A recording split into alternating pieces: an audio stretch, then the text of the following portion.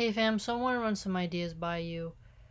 What do you think are the dangers posed by having too many loosey goosey women within your community? What I think is a risk is that the family structure, its stabilization in a way, will be disrupted. Because if there is an overabundance of loose women, right, who will gladly jump into your bed while you're at work with your man, will cause a lot of problems in our culture. And since our culture is now devaluing marriage, believes in swingers, open relationships, and, commodification of intercourse, we're going to get into a very weird state, right? We're going to get into a weird sense of morality.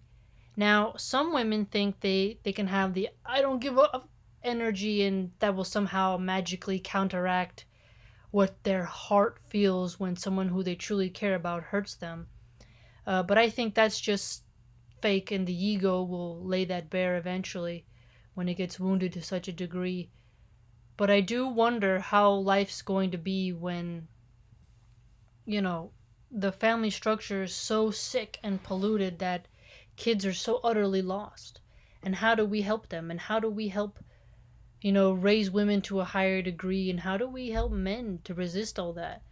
Because you have to wonder at the same time, why do they want, like, straight, healthy, vibrant men to be so distracted to such a degree? Why, like, if you were a general and you were gonna send in some, hookers to a camp, you give them a little bit of wine, you send in your best women, and then the men are all distracted with the women, and you attack the camp, right? Today, it seems like it's different type of warfare where men are encouraged to be kind of just base air humpers and women just bed jumpers. No one's watching their kids, and then their kids, end up in human trafficking or missing, as they say, which is awful. There's so many children going missing a year. And America also, on top of that, has the highest STD rate in the world. So think about it. You could live in a community where there's too many loosey goosey women, and you could really love somebody, and you could be all on social media saying how, you got that WAP Cardi energy, and then when you come home, your man says, hey, I got an STD and this side chick got pregnant, and you have two kids with the dude, and what's going to happen to you and your family, right? And some women will say, well, I won't blame the woman, I'll blame the guy. I say blame both, because it takes two to tango. One could have said no, and it could have just not happened, right?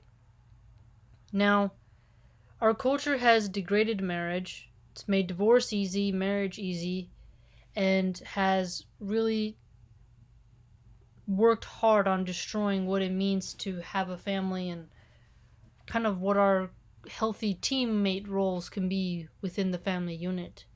So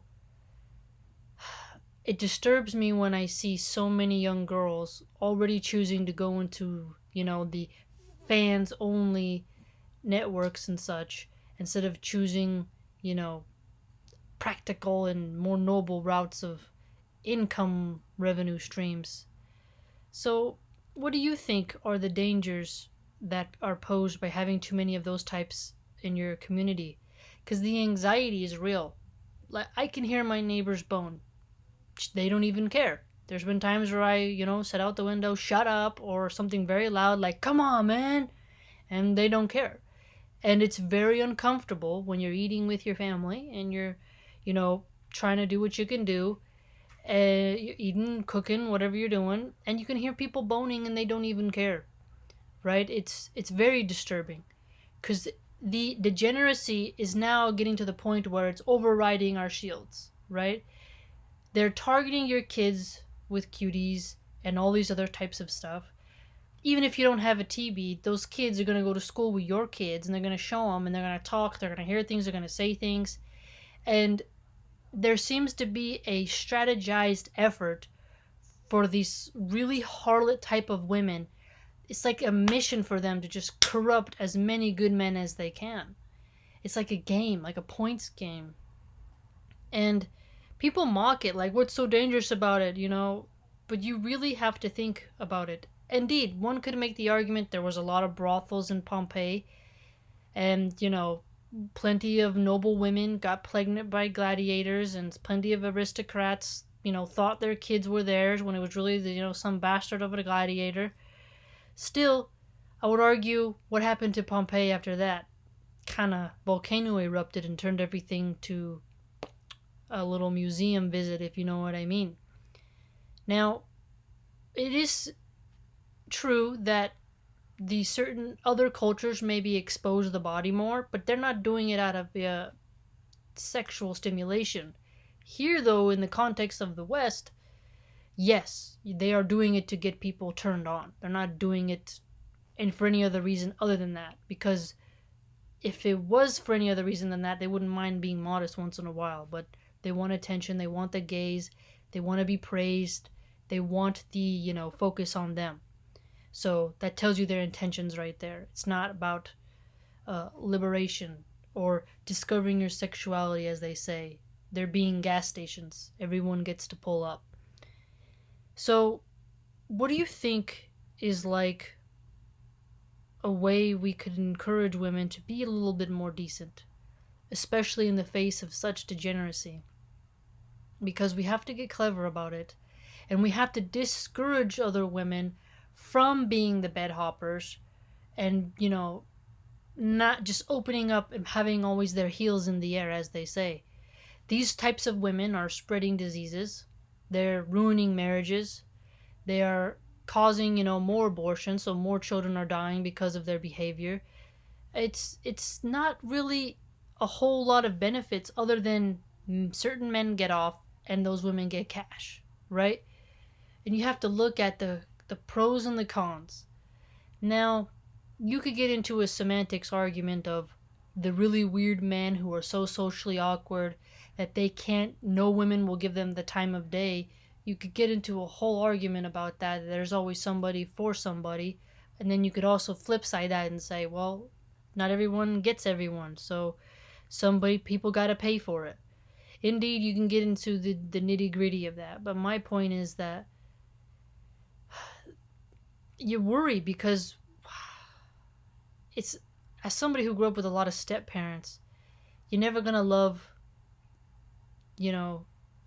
them as much as others. There's exceptions to that rule, but it's just confusing, right? It's so confusing when you have, real parent role models and you gotta look out in society for it, and then in society there's all these bad examples.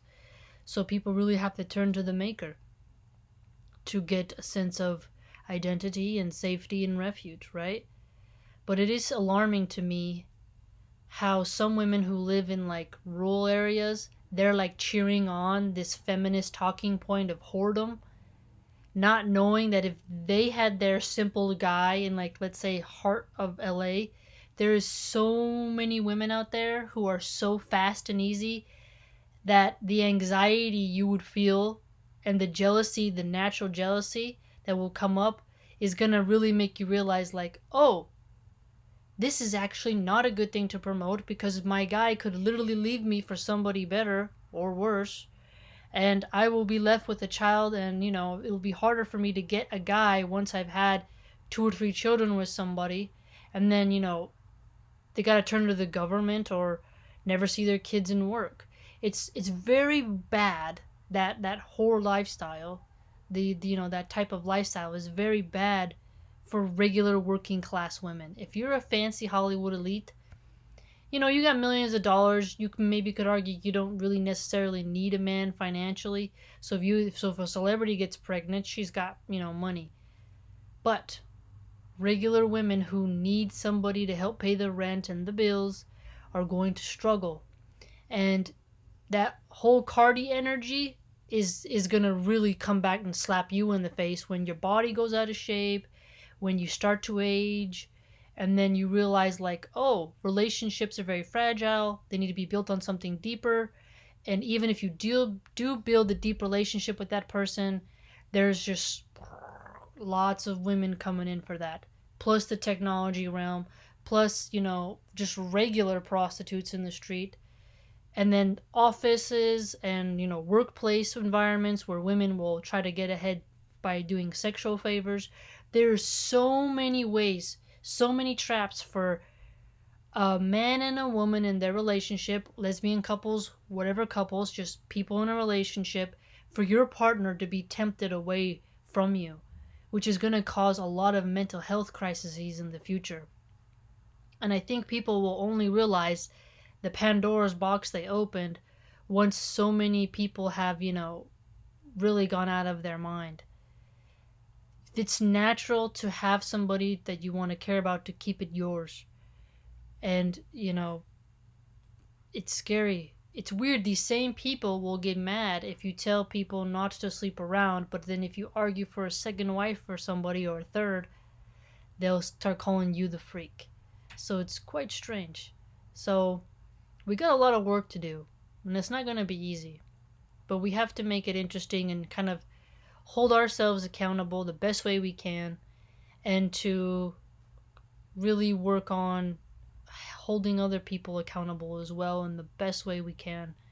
And I think all of you should start your own YouTube channels. You should start your YouTube channel and talk about your feelings and stuff. We have to saturate the market in that way as well, just like what they're doing. We got to do the same. What do you think, family?